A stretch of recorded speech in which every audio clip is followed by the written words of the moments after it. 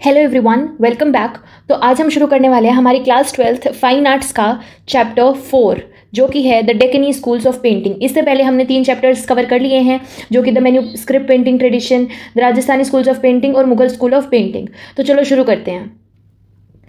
The history of Deccani painting can largely be constructed from the late 16th century until the 1680s, the time when the Mughals conquered the Deccan. It is continued to be seen in the art of the 19th century as well as under Asafiya dynasty and finally in paintings in the provincial courts of Rajas and Nawabs, ruling various lands in the state of Hyderabad under the Nizam. तो देखो, Deccani painting की जो कहानी है वो mostly late 1500 से शुरू होती है और 1680s तक पूरे मतलब फुल ब्लूम पे होती है। लेट 16th सेंचुरी का क्या मतलब है कि लेट 1500s, ठीक है, वहाँ से शुरू होकर 1680s तक। 1680 के बाद जो मुगल हैं उन्होंने डेक्कन जीत लिया था कि शिवाजी के बाद वाला जो फेज़ है उस चीज़ को सोचो, तब मुगल इफेक्ट बहुत ज़्यादा था। तो फिर भी मुगलों के बाद भी जो डेक्कनी पेंटिंग है वो गायब नहीं हुई थी। 1800s मतलब जो 19th सेंचुरी थी तब तक भी उसका कुछ कुछ असर हमें दिख रहा था। स्पेशली जो हैदराबाद के असफ जाही डायनेस्टी थी, जो निज़ाम्स ऑफ हैदराबाद वाली डायनेस्टी थी, उसके टाइम पे पेंटिंग्स काफ़ी ज़्यादा बन रही थी। फॉर एग्जाम्पल जैसे बॉलीवुड का एक पुराना गाना होता है 1960s का फॉर एग्जाम्पल, लेकिन अभी भी शादियों में वो बजाया जाता है, लोग उसे सुनते हैं। सेम वैसे ही डेक्कनी पेंटिंग का स्टाइल चलता रहा बाद तक। तो सिर्फ बड़ा हैदराबाद ही नहीं था, छोटे छोटे रियासतें जो थी, जैसे कोई राजाज और नवाब के जो कोर्ट्स वगैरह थे वो भी पेंटिंग्स बनवाते थे। हर जगह अपना एक लोकल टच आता था, लेकिन हैदराबाद के निज़ाम के अंडर वो मतलब सब कुछ उसी के अंडर कनेक्टेड था। हैदराबाद के निज़ाम के अंडर ही सब कुछ कनेक्टेड था। The Deccani style of painting was placed under the Indo-Persian art for long. It was considered to be Middle Eastern, Safavid, Persian, Turkish and even Mughal in origin. तो देखो, काफ़ी time तक जो historians है उन्होंने बोला कि जो डेक्कनी पेंटिंग है उसका अपना कोई इंडिविजुअल स्टाइल नहीं है, बल्कि जो इंडो पर्शियन आर्ट है ये उसी की एक ब्रांच है। इंडो पर्शियन का मतलब है इंडिया प्लस पर्शिया, पर्शिया जो प्रेजेंट डे ईरान है, तो उसके आर्ट का मिक्सचर। तो फिर कुछ लोग बोलते थे कि इसका जो ओरिजिन है वो मिडिल ईस्ट से है, कुछ कहते थे सफाविद डायनेस्टी जो ईरान की डायनेस्टी है उससे, कुछ टर्की से और कुछ मुगल से। तो बेसिकली कन्फ्यूजन ही कन्फ्यूजन हो गया था। Art historians acknowledged its uniqueness but failed to recognize it as a full-fledged school which was sustained by a class of rulers who had their peculiar political and cultural vision. They hired and nurtured artists and commissioned works that enhanced their artistic sensibilities and specific requirements of governance in their kingdoms.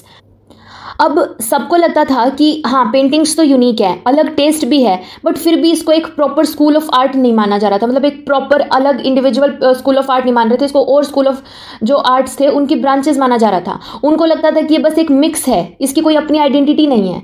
Actually जो Deccani painting को बनाए रखना था, तो देखो जो डेक्कन के rulers थे उन्होंने डेक्कनी पेंटिंग्स को बनाए रखने के लिए, मतलब जिनका अपना पॉलिटिकल और कल्चरल विजन था, तो वो मुगलों से अलग दिखना चाहते थे कि जो हमारी पेंटिंग्स है वो मुगलों से अलग है। उनको अपनी एक रॉयल आइडेंटिटी और एक स्टाइल बनाना था। तो जैसे आज जो साउथ इंडियन मूवीज हैं, जैसे बाहुबली है, पुष्पा है, RRR है, ये अलग आइडेंटिटी बनाते हैं बॉलीवुड से, वैसे ही जो डेक्कन रूलर्स थे वो मुगलों से अलग कल्चर दिखाना चाहते थे। तो डेक्कन के जो किंग्स थे उन्होंने आर्टिस्ट को हायर किया, उनकी ट्रेनिंग की और उनसे पेंटिंग्स बनवाई जो उनके टेस्ट के हिसाब से हों। पेंटिंग्स उनके जो रॉयल इमेज है, कल्चर है, जो कोर्ट लाइफ है, उसको ग्लोरीफाई करती थी। कभी कभी जो एडमिनिस्ट्रेटिव पर्पसेस है, जैसे कोर्ट के रिकॉर्ड्स हैं या रॉयल प्रोपेगेंडा वगैरह है, इनके लिए भी पेंटिंग्स बनवाई जाती थी। मतलब ये इसी तरह से था जैसे आज के जो लीडर्स हैं, जो पॉलिटिकल लीडर्स, नेता लोग वगैरह हैं, वो अपने पोस्टर्स, रैली वगैरह के लिए जो PR एजेंसीज को हायर करते हैं ना, वैसे ही डेक्कन रूलर्स ने अपने आर्टिस्ट को हायर किया था। The art of portraiture and representation of historical and religious figures are seen elsewhere in other contemporary schools of painting. Mughal portraiture in this sense was not wholly unique. We see such artistic inclinations in the Safavid and Ottoman schools of painting. The highly documentary nature of portraits is a singularly unique development seen extensively in the Asian Islamic art as also in the Mughal art in India. तो देखो, अब जो ये काम थे जैसे portrait बनाना है या हिस्टोरिकल और रिलीजियस फिगर्स को पेंट करना है, सिर्फ मुगल्स ने नहीं किया था, और भी दूसरे स्कूल्स थे, जैसे पर्शियन स्कूल था, टर्किश, डेक्कनी, ये स्कूल्स थे, इन्होंने भी ये काम कर रहे थे। तो इस एंगल से देखा जाए तो जो मुगल पोर्ट्रेट पेंटिंग है वो एकदम यूनिक नहीं थी, क्योंकि दुनिया के जो और स्कूल्स थे वो भी तो कर रहे थे ये चीज़, सिर्फ मुगल्स थोड़ी कर रहे थे। मुगल्स ने बस उसको और ज़्यादा रिफाइन किया था। जो सफावी डायनेस्टी है ईरान की और जो ओटोमन डायनेस्टी है टर्की की। देखो सफावी डायनेस्टी कहाँ की है? ईरान की, और ओटोमन डायनेस्टी जो है वो टर्की की है। तो इनके जो पेंटिंग स्कूल्स थे उनमें भी पोर्ट्रेट्स और फिगर्स बनाए जाते थे। मतलब ग्लोबल इस्लामिक वर्ल्ड में ये एक कॉमन ट्रेंड था। तो पोर्ट्रेट्स का एक स्पेशल स्टाइल था।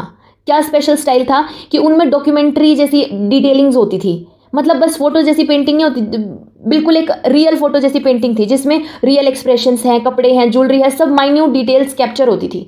तो ये एशियन इस्लामिक आर्ट का एक बहुत बड़ा कंट्रीब्यूशन था और मुगल आर्ट ने इसको इंडिया में पॉपुलर बनाया था। तो ये ओवरऑल इस्लामिक वर्ल्ड का एक कंट्रीब्यूशन था, मुगल का इतना कंट्रीब्यूशन था कि उन्होंने इसको इंडिया में पॉपुलराइज कर दिया था। जैसे हमने देखा भी था Mughal school of miniature painting वाले चैप्टर में कि जो अकबर, जहांगीर और शाहजहां के पोर्ट्रेट्स थे वो इतने रियलिस्टिक थे कि ऐसे लगता था कि जैसे पूरी पासपोर्ट साइज फोटो बना दी गई हो। तो ये उन्हीं का कंट्रीब्यूशन था। In the plateau region of southern India, beyond the Vindhya mountain range, an enduring school of painting, which was distinct and strong, was nurtured and expanded under various sultans of the Deccan in the 16th and 17th centuries. The kingdoms of Bijapur, Golconda, and Ahmednagar developed highly sophisticated and distinct school of court painting. Its unique sensuality and intense colors have strong affinity to regional aesthetics. The school preferred dense composition and attempted to create an aura of romance, which invariably expressed itself in an idiom that was eloquently natural and vivid. तो देखो, जो विंध्या पर्वत जो है, जो Vindhya hills हैं, Vindhya mountain range है, जो सदर्न इंडियन प्लेट्यू एरिया है, वहाँ पे एक अलग ही स्ट्रॉन्ग और डिस्टिंक्टिव पेंटिंग स्टाइल डेवलप हो रही थी, जिसे हम जो मतलब डेक्कन के जो सुल्तान्स थे, डेक्कन एरिया में सुल्तान थे, उन्होंने 16 to 17 सेंचुरी में से नर्चर किया था। तो एक 3 बड़े सेंटर्स थे इसके, बीजापुर, गोलकोंडा और अहमदनगर। यहाँ कोर्ट पेंटिंग एकदम रिफाइंड और अपनी अलग ही पहचान के साथ डेवलप हुई थी। और इन पेंटिंग्स का जो एक रोमांटिक और इमोशनल सा टच था, कि रोमांटिक और इमोशनल टच था, और जो कलर्स थे वो एकदम इंटेंस और ब्राइट होते थे। ये डेक्कन का जो लोकल कल्चर था, मतलब जो रीजनल एस्थेटिक्स थे, उनसे इंस्पायर होता था। और जो पेंटिंग्स थी उनमें एक डेंस कॉम्पोजिशन होता था, मतलब जो कैनवस है वो फुल्ली क्राउडेड और डिटेलिंग के साथ, मतलब खाली जगह नहीं होती थी, उसमें पूरा भरा हुआ होता था। जो थीम है वो अक्सर रोमांटिक, जो रोमांटिक सा ओरा है उसको क्रिएट करता था, और उनका जो एक्सप्रेशन थे वो नेचुरल और विविड, विविड मतलब जिंदा और कलरफुल होते थे। तो ये एक पेंटिंग है जिसका टाइटल है सुल्तान आदिल शाह टू प्लेइंग तंबूरा। तो देखो, इसका आर्टिस्ट कौन है? आर्टिस्ट का नाम याद रखना है फरुख बेग, ठीक है, ये है आर्टिस्ट फरुख बेग। एक तो देखो, पहले मैंने बताया था कि एक तो आर्टिस्ट का नाम याद रखना है कि ये पेंटिंग किसने बनाई थी, एक याद रखना है कौन से स्कूल की है, तो ये है बीजापुर, ठीक है, बीजापुर स्कूल की। तो इस पेंटिंग में ना, जैसे ये जो इमेज है ये है सुल्तान आदिल शाह टू, और ये क्या बजा रहे हैं? ये एक स्ट्रिंग इंस्ट्रूमेंट होता है जिसको कहते हैं तंबूरा। तो ये तंबूरा बजाते हुए दिखाए जा रहे हैं। तो मतलब जो रूलर हैं उन्हें एक रोमांटिक आर्टिस्टिक पर्सनैलिटी के रूप में दिखाया गया है, सिर्फ एक वॉरियर किंग के रूप में नहीं, कि सिर्फ लड़ना ही नहीं होता, अलग पर्सनैलिटी भी दिखाई गई है। बैकग्राउंड में हमें फूल पत्ते और जो ग्रीनरी वगैरह है वो सब दिख रहा है, और साथ में कुछ अटेंडेंट्स दिख रहे हैं। उसके बाद तो यहाँ पे हम देख सकते हैं कि जो कैनवस है वो खाली नहीं है, इस पूरी पेंटिंग में कुछ ना कुछ दिखाया हुआ है, हर जगह भरपूर डिटेलिंग है। स्टाइल जो है वो भी सेम ही है कि इंटेंस और ब्राइट कलर्स का यूज़ किया है, जैसे ऑरेंज, ग्रीन, रेड, इस तरह की। तो ये डेक्कन पेंटिंग की पहचान तो थी, रोमांटिक ओरा भी है, और जो नेचुरल और विविड ईडियम था कि जो फिगर्स हैं वो लाइवली लगते हैं, जो कपड़े हैं उनके फोल्ड्स और ज्वेलरी देखो कितनी डिटेलिंग के साथ, कि यहाँ पे ये जो फोल्ड्स वगैरह ये हमें साफ साफ दिख रहे हैं, तो डिटेलिंग काफ़ी अच्छी है। तो ये जो पेंटिंग है ये डेक्कनी आर्ट के जो रोमांटिक और म्यूजिकल थीम है उसको परफेक्टली रिप्रेजेंट करती है। ये दिखाता है कि जो रूलर्स हैं वो अपने आप को सिर्फ वॉरियर नहीं, बल्कि जो एक कल्चरल पैटर्न ऑफ आर्ट और म्यूजिक, ये चीज़ भी दिखाना चाहते थे। सुल्तान का जो तंबूरा बजाना है ये एक सिंबॉलिक मैसेज है कि डेक्कन के जो सुल्तान थे वो सोफिस्टिकेटेड और रिफाइंड टेस्ट वाले थे। अब हम पढ़ेंगे अहमदनगर स्कूल ऑफ पेंटिंग के बारे में।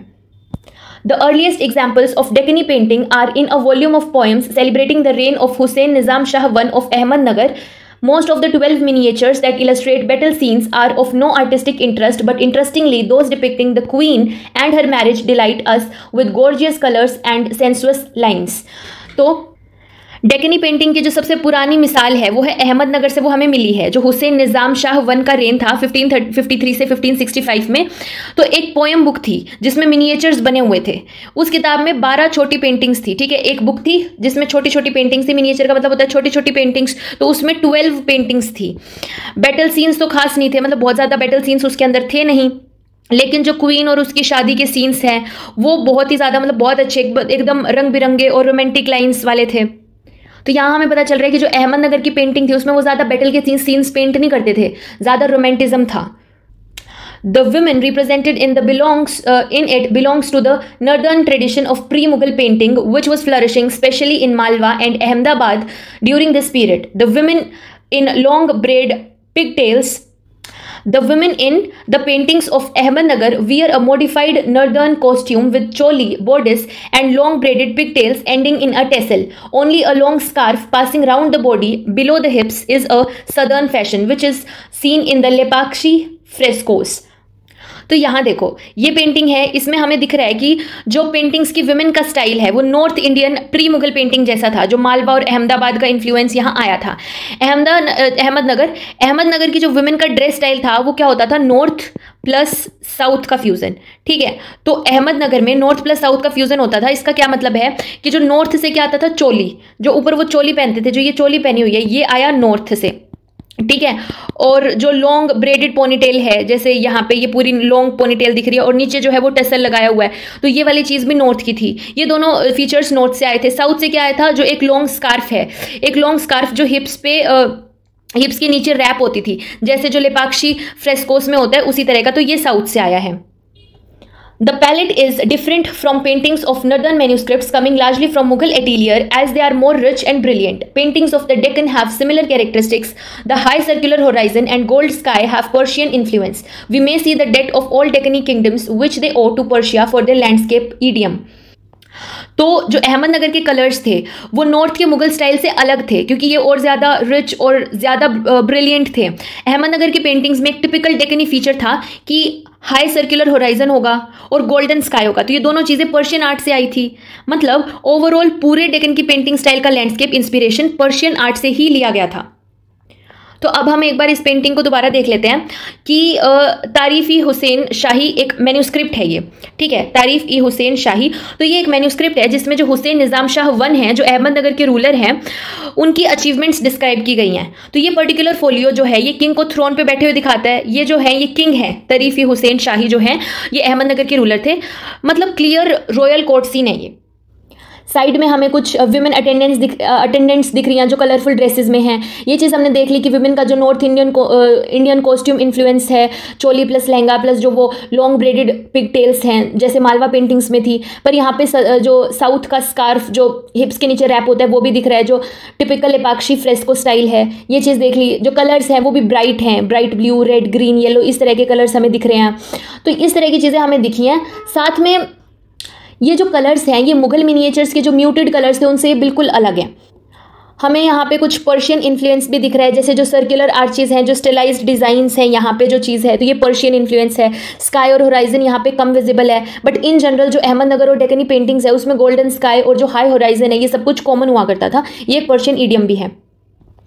These feminine dress present in a series of Ragmal paintings are the most striking and moving examples of the 16th century Deccani schools of painting. The women's hair is rolled up in a bun on the nape of the neck, similar to the Lepakshi murals. The horizon in the painting disappears and is replaced by a neutral colored ground patterned all over with small stylized plants or occupied by symmetrical architectural domes over the arcades. All these features except the hairstyle have traces of North India और Persia.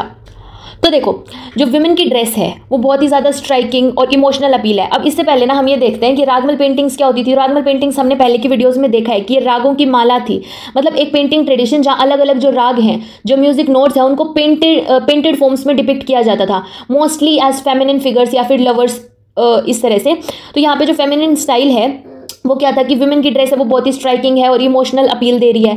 जो hair style है उसमें वो एक जूड़ा बनाते थे, गर्दन के पीछे एक जूड़ा बनाते थे, बिल्कुल वैसे जैसे जो लेपाक्षी मुराल्स में हमें देखने को मिलता है। तो ये जो हेयर स्टाइल है ये साउथ इंडियन फ्लेवर की है। साथ में जो बैकग्राउंड और सेटिंग है वो किस तरह से थी कि कोई भी होराइजन नहीं है। ये जैसे मुगल और पर्शियन पेंटिंग्स होती थी जहाँ पे होराइजन लाइन क्लियर होती थी, यहाँ पे नहीं है। यहाँ पे उसके अलावा क्या है कि न्यूट्रल कलर का बैकग्राउंड है। ठीक है, हर जगह स्मॉल जो स्टाइलाइज्ड प्लांट्स हैं या फिर सिमेट्रिक डोम्स वगैरह हैं, आर्चेस हैं, वो सब कुछ हमें देखने को मिल रहा है। तो ये चीज़ पर्शियन और नॉर्थ इंडियन इन्फ्लुएंस को दिखाती है। Male costume is also decisively northern. The jama with pointed tails is frequently seen in early Akbari miniatures and probably originated in the area somewhere between Delhi and Ahmedabad. The small pagdi is close to the form found in the earliest Akbari miniatures. The original paintings in the Gulistan of 1567 have been attributed by art historians to the Bukhara artists. तो यहाँ पे जो mail की costume है, mail की costume में भी northern touch है कि मेन का जो जामा है वो पॉइंटेड टेल्स के साथ है। तो ये टिपिकली जो अर्ली अकबरी मिनिएचर फैशन था उसी तरह का ये है कि जब अकबर के टाइम पे जो मिनिएचर फैशन था वही हमें यहाँ पे देखने को मिल रहा है। इसका जो ओरिजिन है वो दिल्ली अहमदाबाद बेल्ट में माना जाता है कि वहीं पे इस चीज़ का ओरिजिन हुआ है। जो पगड़ी है, जो टर्बन है, वो छोटी है, स्मॉल है और सिंपल फॉर्म में है, बिल्कुल सिमिलर जैसे जो अर्ली मुगल मिनिएचर्स थे उसमें भी इसी तरह का होता था। तो मतलब जो डेक्कन पेंटिंग फैशन है उनमें नॉर्थ को भी बोरो कर रहे थे, वो जो नॉर्थ का स्टाइल है उसको भी। साथ में पर्शियन बुखारा कनेक्शन भी दिखाया गया है कि जो 1567 गुलिस्तान मैन्यूस्क्रिप्ट है उसमें बुखारा स्टाइल की पेंटिंग्स थी। Another interesting fact is that such paintings may also have worked in the Deccan. This, supported by a manuscript, is now in the collection of Bankipore Library, Patna. It is signed by a scribe, Yusuf, and is dedicated to Ibrahim Adil, 1569, presumably Ibrahim Qutub Shah of Golconda, who ruled from 1550 to 1580. This manuscript contains 7 miniatures that are completely in the Bukhara idiom of that date. तो कुछ artist बोलते हैं कि जो बुखारा के artist हैं वो डेक्कन में भी काम करते थे। इसका प्रूफ क्या है कि एक तो बैंकीपोर लाइब्रेरी जो पटना है उसमें एक मैन्यूस्क्रिप्ट है 1569 की जिसे एक स्क्राइब ने साइन किया हुआ है। स्क्राइब का नाम था यूसुफ। तो ये डेडिकेट किसको है? ये डेडिकेट है इब्राहिम कुतुब शाह ऑफ गोलकोंडा को। ठीक है, इसमें 7 मिनिएचर्स हैं जो पूरे के पूरे बुखारा इडियम मतलब स्टाइल, तो बुखारा स्टाइल के हैं। तो इस वीडियो में इतना ही। नेक्स्ट पार्ट है वो हम अपनी नेक्स्ट वीडियो में कवर करेंगे।